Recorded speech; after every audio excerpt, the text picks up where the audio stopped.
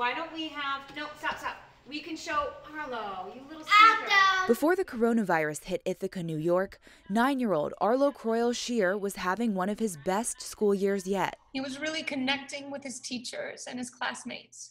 He was making progress more so than ever before. His mother, Erin Croyle, says that momentum was abruptly interrupted when she had to turn her dining room into a classroom for Arlo and his 2 younger siblings. He learned so much from his peers that even if I were an accomplished teacher, I really wouldn't be able to give him what he needs at home, because he's learning from that peer modeling. He's learning from friends. He's learning from his fellow 9 and 10-year-olds along with them. He absorbs things in the classroom when you don't even realize that he is. And so we've taken him out of this nurturing environment with really great peers, with a support team, with a one-on-one teaching assistant, to home. And home is great, but home is home. Arlo is a rising 4th grader with Down syndrome and immune system deficiencies. Some parents are able to maybe send their kid back, but I can't. I can't put my son at risk for those moments where he cannot communicate what's wrong, and so he communicates through behavior, and he has a meltdown, and he exposes himself and he exposes others. It's not safe, and it's heartbreaking. As parents face the possibility of sending their children back to school amid a global pandemic, navigating that decision has added challenges for families of special needs children. Get on the train. And we don't really have a choice. I mean, we technically have a choice, but we don't, because my son's health is number one. And I couldn't live with myself if I decided to send any of my kids to school and put my son at risk. Not too, bro. Aw, he loved you too, brother. Advocates say parents should be aware that their child could lose access to therapies and other resources if they choose to educate their child at home. Homeschooling, homebound instruction, instruction in the home, distance learning, hybrid models, and those have very different legal implications.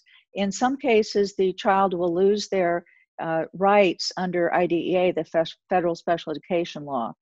For instance, if a child is homeschooled, in some states they retain the right to receive services, but in most states they do not. So some children might need a paraprofessional, some might need speech and language therapy or occupational therapy or physical therapy. It's very individualized for the child. So it's very important for parents to understand what is it that they're considering and what the legal implications will be. Jamie Bruin says her son Liam has already lost some of the therapies he would have with in-person learning. I mean, we lost therapies with virtual online. I mean, you can't provide the physical therapy. But he has something called Nemeline myopathy, congenital myopathy. He is on the very severe spectrum.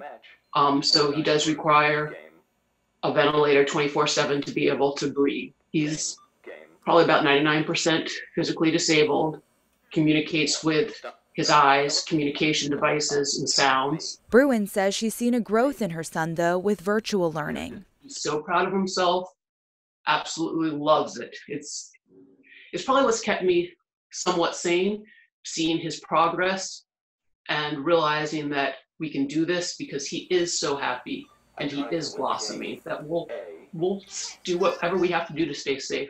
For Croyle's family, little has changed since the beginning of this pandemic. I can't take my kids places. This virus is out of control. And so our family has to lock down even longer. And we've never gotten any reprieve from this lockdown. We're still at the same level of lockdown. It is harder. As her family continues to rely on the greater health of the community, Croyle anticipates the beginning of a long school year ahead. I mean, a lot of us are looking at this being a lost year. I mean, a complete year lost in education, in progress. Hi. I look at what's happened and I just can't help but look back when we were trying to lock this down in April and May. And our federal government said, oh, we need to reopen because of the economy. And here we are. It's worse.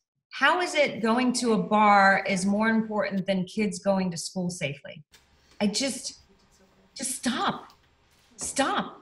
2 months is not a big deal. Everybody just lock it down for a couple months, 2 months, and then we could have the rest of the year. You know, by the new year, we could be free of this. if people would just stop and think of everybody else instead of just themselves for a change.